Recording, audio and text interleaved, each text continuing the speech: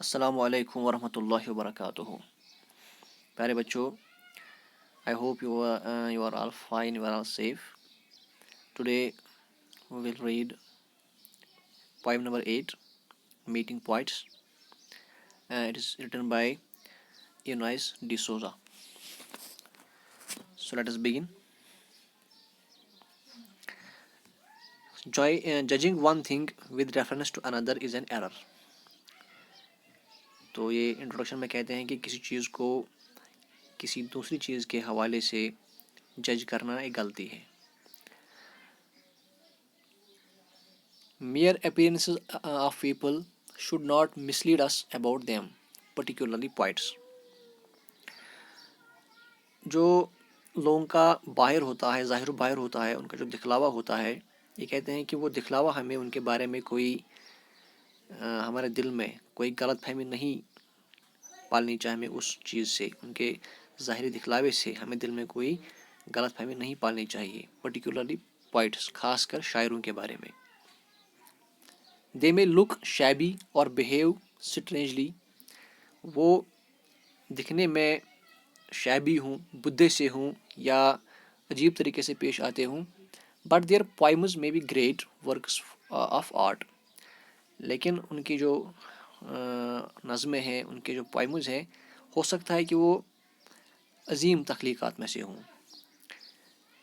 We cannot therefore assess them only by their poems. اس لیے ہم ان کو صرف ان کی نظموں کی بنیاد پر نہیں پرکھ سکتے, اندازہ نہیں لگا سکتے. The poem presents the confusion created in the minds of readers by reading the works of the poets. یہ جو پوائم ہم پڑھ رہے ہیں, پڑھنے والے ہیں, اس میں ایک وہم کو پیش کیا گیا ہے, ایک وہم کو پیش کرتی ہے جو وہم پڑھنے والوں کے دلوں میں پیدا ہوتا ہے. کب؟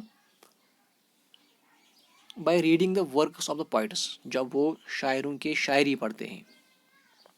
With reference to their profiles اور پرسنالٹیز, اور وہ کیا مد نظر رکھتے ہیں, وہ ان کی حالات زندگی یا ان کی شخصیت کو مد نظر رکھتے ہوئے ان کی شاعری پڑھتے ہیں. تو اس وجہ سے ان کے دلوں میں کچھ وہم سا پیدا ہو جاتا ہے. Meeting poets, I am disconcerted sometimes by the color of their socks, the suspicion of a wig, the wasp in the voice, and an air sometimes of dankness. Meeting poets, I am disconcerted sometimes.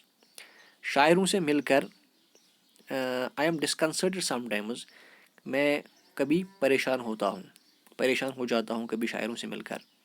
By the color of their socks, جو ان کے socks ہوتے ہیں, ان کے موزے ہوتے ہیں, ان کے جرابے ہوتے ہیں, ان کے رنگوں سے.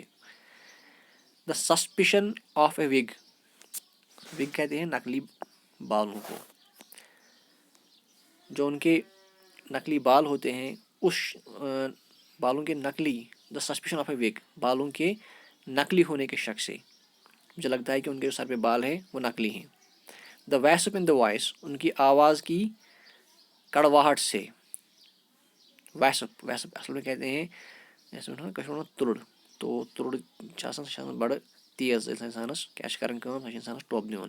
تو یہاں پر ویسپ ان دا وائس کا مطلب ہے کہ ان کی آواز بڑی کڑوی ہوتی ہے, ان کی آواز کی کڑواہٹ سے.